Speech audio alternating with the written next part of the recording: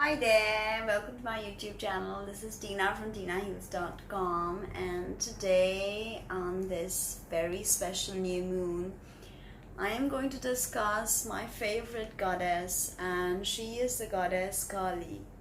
So, being Bengali, a Bengali Brahmin coming from a very ancient lineage of Kali worshippers, I have worked intimately with the goddess, as have my forefathers and my ancestors.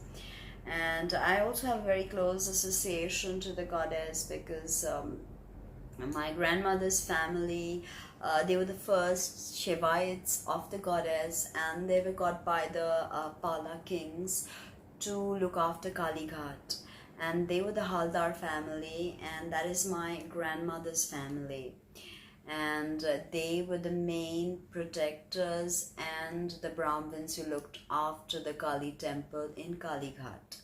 So the goddess has been with me, inside of me, outside of me, in death, in birth, in very many expressions of my art. She's been everywhere, and I wanted to share with you a few of her attributes, or invite you to explore the beauty and the magnificence in the symbology of Kali. Now, when you see Kali, she's black as coal, and she's stark naked, and her hair is all open, and her tongue is lolling out, and she's got a string of hands on her waist, and she's got this really wild hair and a wild look in her eyes sometimes in some depictions. So once you look at her image, it sort of frightens you, and you start to, especially if you're from the Judeo-Christian Islamic tradition, and you begin to wonder that, who is this? Is this a demoness? Is this goddess evil? Take a deep breath. No, she's not evil. Kali is a symbol of the mother archetype, okay? And she is a symbol born from the minds of great tantrics, and who wanted to re-evaluate the position of women in our society. Yes, you heard that right. Kali is indeed a true emblem of the archetypal feminine power seeking its very own place. I will not say she's a symbol of the feminist, because what is understood by feminists is perverted. So I'm going to keep it simple, and I'm going to tell you that when you evoke Kali, it is time, okay? It is time to honor the goddess. So you honor the goddess through women, okay, in children, and you understand that she lives in everything that breathes and everything that does not. She is there in all of consciousness and in everything that is unconscious.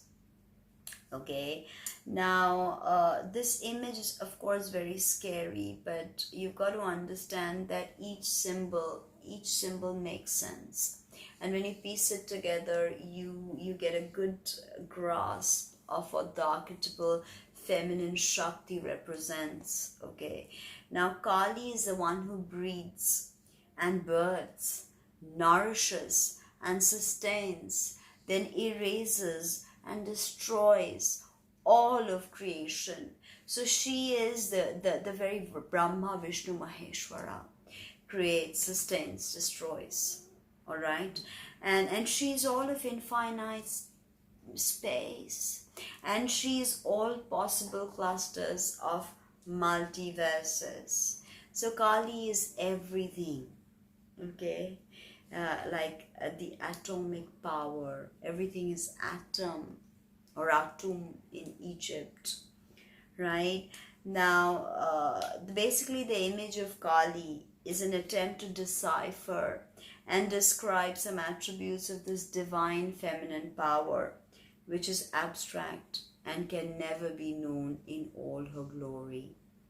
We can never comprehend the true meaning of this archetypal divine feminine energy. The ancient tantrics of Bengal, Nepal, and Tibet knew of this Kali. The Mother Matrix in all her forms is Purna Shakar, or the personified absoluteness. In the universes and multiverses, the power that manifests all forms are visible and is known as Kali in Tantra. So this I'm reading to you from my article. You can go and have a look at it in my blog. It's called Who is Kali? So if we understand this, that Kali is the Mother Matrix, she's Purna Shakar, or absoluteness. What Blavatsky says, the absolute. Okay, and she's everything. She is the visible forces, the invisible forces in this universe, the next, and all the multiverses. Okay, so tantrics view everything as an organic whole. Nothing is separate. There is no God the Father out there judging you, condemning you. Everything is an expression of this divine absoluteness, this personified absoluteness. Okay, and they knew this, that this feminine power is best worshipped as mother. Okay, which is why the Bengalis are a mother loving, okay, mother worshipping culture. They evoke this feminine energy as the mother, not as the lover, not as the child, but as the mother. Okay. Of course, if you understand that, if you listen to the divine songs of Rajanikanto, who wrote many hymns and Shakta hymns to Kali, you understand this closeness that a Bengali tantric feels to Kali, to the mother. You know, he can cajole with her, he can cry on her lap, he can ask for forgiveness, he can grow, he can protest. And a mother always understands, forgives, and protects, right? Now, Ramakrishna, the Mahayogi from Bengal, realized this feminine energy both as mother, daughter, and lover. There's a story of how he worshipped his consort Sharodama as a goddess and experienced Parashakti as his lover. There was nothing rational about the way Ramakrishna meditated or prayed. If you know the story of Ramakrishna, then you know that he was eccentric. Everybody thought he was an idiot, he was a buffoon, but he was engaged in an ecstatic relationship with this principle, the Mother Matrix. He is probably one of the only sadhaks who understood her as a daughter and as a lover. It's not easy to understand the Mother Matrix. That's why sex magic and Tantra magic is so difficult. Maithuna is not easy, the real sexual act, because to see the mother principle and then to see her as a lover, it can create the virgin whore complex, and it can create polarization. Until and unless you're very developed, it's very difficult. In fact, it reminds me of this Shakta song in Bengali that Anthony Firingi, who was a Portuguese man, he started praying to Kali, and he asks, Je Shakti hoite utpotti, She Shakti potni ki karon. You know, why is this power or this yoni that we come out of, why does she become a lover? You know, how does this change happen? It is the same. Okay, so it's very deep and very profound, the understanding of the Mother Matrix as the mother. Okay, and there was nothing rational, as I told you. He was ecstatic, and he he would sing, and he followed exactly whatever his heart told him to do. He would see the mother Kali as a little girl, he would play with her. He did so many crazy things, and everybody condemned him. But he had the support of the local zamindar lady. Okay, so he could do what he was doing. Okay, and he sat and he was invited, and all these Brahmins and traditional people who understood scriptures, in front of him, they knew nothing. But he was not learned, or he was not, a scholar. Everything came from true realization, not dry intellect. That's why Ramakrishna is such a fascinating archetype to study. And he took on cancer, actually, reminding me of Chiron, what he did for Prometheus. Ramakrishna took on the cancer of somebody else called Girish Ghosh, who was a dramatist in Calcutta. So basically they insulted him, they derided him, they even tried to kill him, throw him out, everything, but nothing worked. Okay, nothing worked.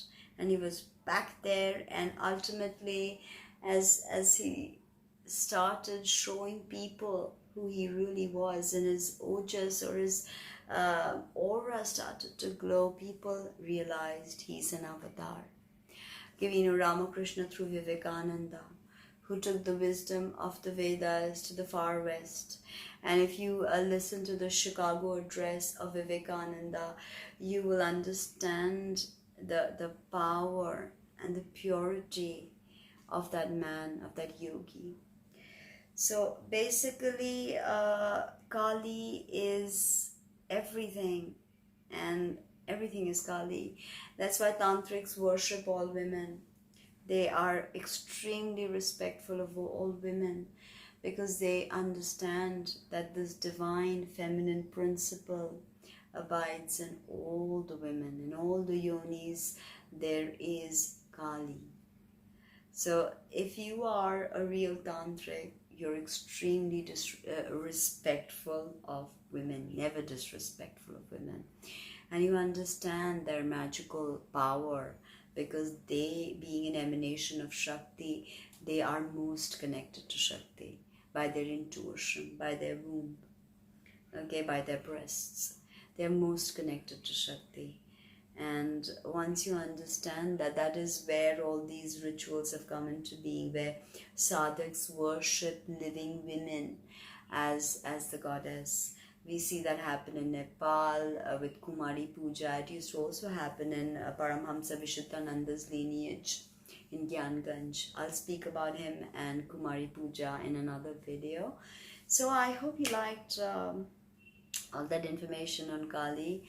Many more videos coming up on the goddess and goddess worship, and very many interesting things, combining different traditions and bringing to you the core truth.